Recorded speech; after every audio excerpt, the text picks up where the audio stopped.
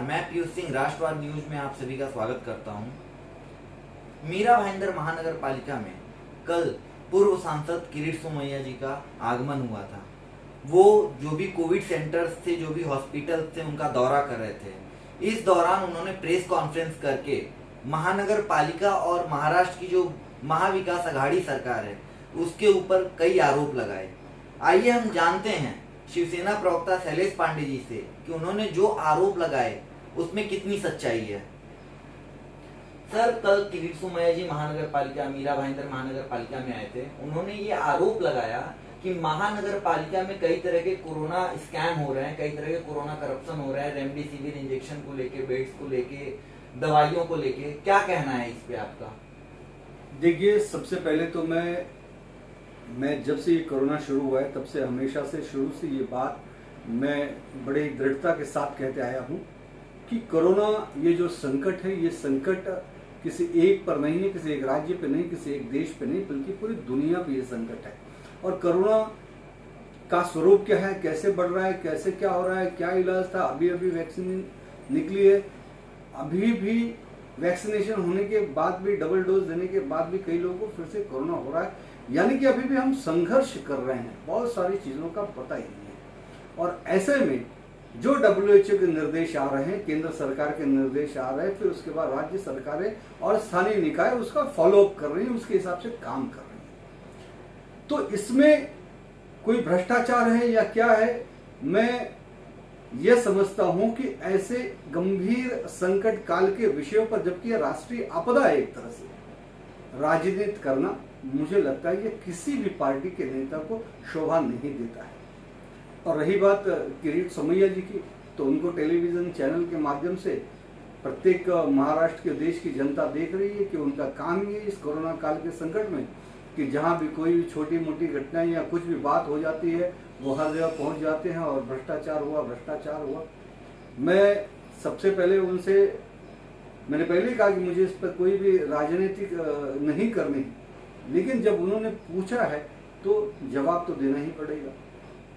तो मैं उनसे ही पूछता हूं कि मीरा भाईंदर महानगर पालिका की यदि वो बात कर रहे हैं तो मीरा भाईंदर महानगर पालिका पर सत्ता किसकी है? सत्ता तो भारतीय जनता पार्टी की है। महापौर भारतीय जनता पार्टी का, उप महापौर भारतीय जनता पार्टी का, सैनिक कमेटी का जो चेयरमैन है वो भारतीय जनता पार्टी का, और सभागृह नेता वो, या पूरी सत्ता ही उनकी। आज अगर वो राज्य सरकार पे उंगली उठाते हैं तो आप एक सत्ताधारी पार्टी महानगर पालिका में हैं, तो क्यों आपका अंकुश अधिकारियों पे नहीं है क्या? पहला प्रश्न मेरा ये है कि जब वो सारी चीजें हो रही थी तब आप क्या सो रहे थे? दूसरी बात, मैंने आज ही, मैं सुबह टेलीविजन देख रहा था तो मैं विदर्भ में, नागपुर में, जो हमारे देश के केंद्रीय मंत्री हैं और बड़े ही गंभीर नेता इस देश के, आदरणीय नितिन गडकरी जी को मैं बड़े ध्यान से सुन रहा था। वहां पर कुछ ऑक्सीजन प्लांट और ऑक्सीजन इस कोरोना संकट से लड़ने के लिए और वैक्सीनेशन के लिए जो सारी बातें हो रही थी, तो वहां पर कुछ लोग जो आज मोबाइल वैन है ये वैक्सीनेशन की और टेस्टिंग की, वो उसका दान करने का कुछ कार्यक्रम था। तो मैंने नितिन जी की बात को बड़ी गंभीरता से सुना और उनका ये कहना था, वो अधिकारियों को ये आदेश दे रहे थे कि ये कोरोना काल का संकट है, कब तक रहेगा, कैसे रहेगा, अभी हम कोई भी अंदाजा नहीं लगा सकते। इस संकट काल में हम सभी को मिलकर काम करना है। और उन्होंने अधिकारियों से भी ये कहा कि मैं, नितिन गडकरी, और यहाँ के जो पालक मंत्री हैं नितिन राउत, जो कि महाविकास आघाड़ी के ऊर्जा मंत्री हैं और वो नागपुर के पालक मंत्री हैं, हम दोनों आप जहां कहोगे वहां साइन कर देंगे, सारी प्रक्रिया, सारा काम आपको करना है, हमें आप पर विश्वास है। आज जरूरत यह है कि इस संकट के काल में हमें केंद्र सरकार, राज्य सरकार, ये पार्टी वो पार्टी भूलकर हमें हमारे अधिकारियों को विश्वास में लेकर, उन पर अंकुश लगाकर, ध्यान देकर, सबको साथ में मिलकर काम करने की आवश्यकता है, न कि सिर्फ और सिर्फ आरोप प्रत्यारोप करने की जरूरत है। अच्छा, उन्होंने ये भी कहा है कि थाने में जो है वो एक कोरोना हत्याकांड चल रहा है और इसके एवज में उद्धव सरकार जो है, उद्धव ठाकरे जी जो है वो 1 लाख रुपए जो मर रहे हैं उनको दे रहे हैं। तो उनका कहना यह है कि कोविड से मरने वालों का जो इस तरह की त्रासदी में मर रहे हैं, जैसे हॉस्पिटल में ऑक्सीजन की वजह से, आग लगने की वजह से, उनके जान की कीमत केवल 1 लाख रुपए है। देखिए, किसी भी व्यक्ति के जान की कीमत पैसे से नहीं आंका जा सकता, मापा जा सकता, बल्कि प्रत्येक व्यक्ति की जो जीवन है वो अमूल्य है।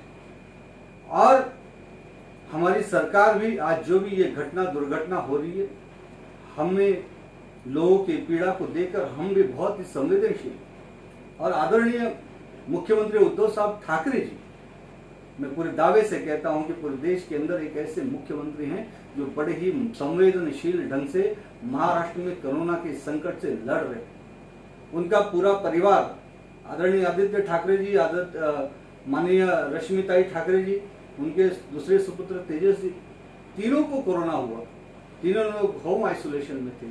उसके बावजूद भी अपने परिवार के संकट को न देखते हुए महाराष्ट्र के संकट के लिए वो एक कोरोना योद्धा के रूप में आदरणीय उद्धव साहब ठाकरे जी महाराष्ट्र की सेवा कर रहे हैं। इससे बड़ा और कौन सेवक आपको कहीं दिखाई देगा।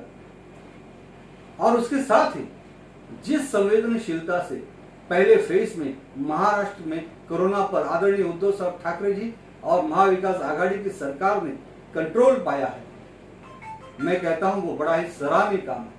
चाहे वो धारावी पैटर्न रहा हो, धारावी पैटर्न का पूरी दुनिया ने फॉलो किया। और आज मैं दावे से कहता हूं सेकेंड फेज में भी आदरणीय उद्धव साहब ठाकरे जी के नेतृत्व में, मार्गदर्शन में कोरोना का ये जो संकट है वो टलेगा, हटेगा और फिर से पूरा देश महाराष्ट्र पैटर्न पर काम करेगा, ये मैं पूरे दावे से कहता हूं। लेकिन इस बात को कि जिस तरह से किरीट जी ने कहा कि पूरे ठाणे जिला में हत्याकांड हो रहा है, ये मुझे लगता है कि उनकी असंवेदनशील राजनीति का उन्होंने दर्शन करा है।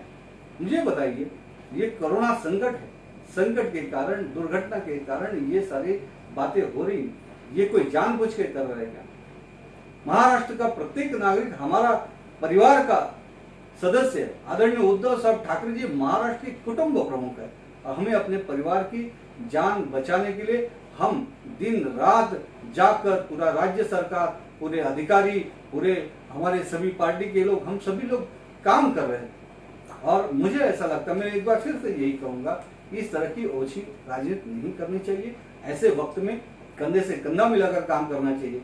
और मैं तो देखिए, मैं कहना नहीं चाहता हूं, लेकिन फिर भी ये लोग कहने पे मुझे मजबूर कर देते हैं। जब कोरोना काल का संकट महाराष्ट्र में बढ़ने लग गया, जब आदरणीय उद्धव साहब ठाकरे जी और महाविकास आघाड़ी की सरकार ने यह तय किया कि यहां पर कठोर निर्बंध लगाने चाहिए, तो मैं आपसे पूछना चाहूंगा, कौन विद्यार्थियों को रास्ते पर उतारा? पूना में आंदोलन शुरू किया, उसके बाद महाराष्ट्र के कई भागों में आंदोलन शुरू किया। और उस एमपीएससी जो एग्जाम थी, 4-5 दिन के बाद जब कोरोना केसेस बढ़ने लगे, तो वही विद्यार्थी स्वयं सरकार से यह आग्रह करते हैं कि नहीं, हमारे एग्जाम को आप आगे बढ़ा दीजिए। इनका आंदोलन धरा का धरा रहेगा। इन्होंने फिर देखा, जब विद्यार्थी का हाथ से निकल गया आंदोलन, तब भी व्यापारियों के पास जाते, व्यापारियों को उकसाने का काम करते, व्यापारियों को रास्ते पे लाने का काम करते उनके आंदोलन के लिए। जब भी सरकार कोई कठोर या उचित योग्य निर्णय लेने के लिए आती है, तो भारतीय जनता पार्टी के आदरणीय देवेंद्र फडणवीस जी, आदरणीय प्रवीण दरेकर जी, ये तुरंत मीडिया के सामने आ जाते हैं और कहते हैं कि हम आंदोलन करेंगे। हर छोटी छोटी बात पर ये इस्तीफा दे की बात करते हैं। आज मुझे लगता है कि जिस तरह की ओछी राजनीति महाराष्ट्र में भारतीय जनता पार्टी के नेतागण कर रहे हैं, ऐसा नहीं करना चाहिए। मैं तो भगवान से प्रार्थना करूंगा कि भगवान उनको सद्बुद्धि दे। वरना आज देखिए, उत्तर प्रदेश में भारतीय जनता पार्टी का शासन है, मध्य प्रदेश में भारतीय जनता पार्टी का शासन है, कर्नाटक में भारतीय जनता पार्टी का शासन है, गुजरात में भारतीय जनता पार्टी का शासन है। कर्नाटक ने अब लॉकडाउन लगाया। उत्तर प्रदेश में जो 2 दिन का लॉकडाउन था, वो अब 4 दिन का लॉकडाउन लगाया गया है।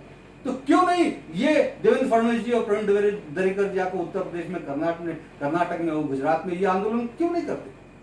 वहां पे आपकी सरकार है, आप अपने सरकार के अपने नेताओं को क्यों नहीं समझाते कि कठोर निर्बंध नहीं लगाए? आज जिस हिसाब से ये वैश्विक महामारी है, प्राकृतिक आपदा है, और जिस हिसाब से पूरे हिंदुस्तान में केस बढ़ रहा है, सिर्फ महाराष्ट्र में नहीं, महाराष्ट्र तो अब काबू में होने जा रहा है, लेकिन अन्य जो भाजपा शासित राज्य है वहां पर जिस हिसाब से कोरोना के केसेस बढ़ रहे हैं, तो कब कैसे ये काबू पाएंगे।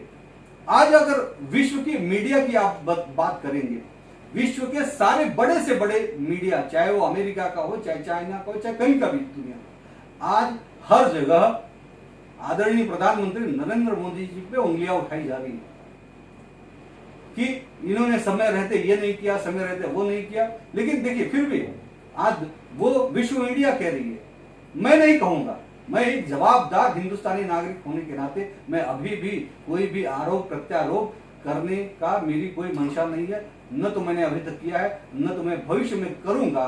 लेकिन जिस तरह से किरीट सोमैया जैसे नेता, एक वरिष्ठ नेता, एक एक महानगर पालिका में जा जाकर जिस तरह से ये आरोप प्रत्यारोप की राजनीति कर रहे हैं, मुझे ये लगता है कि आरोप प्रत्यारोप की राजनीति बंद करके सभी पार्टियों को, सभी सरकारों को कंधे से कंधा मिलाकर अपने देश के नागरिकों की जान बचानी चाहिए और इस कोरोना संकट से लड़ना चाहिए।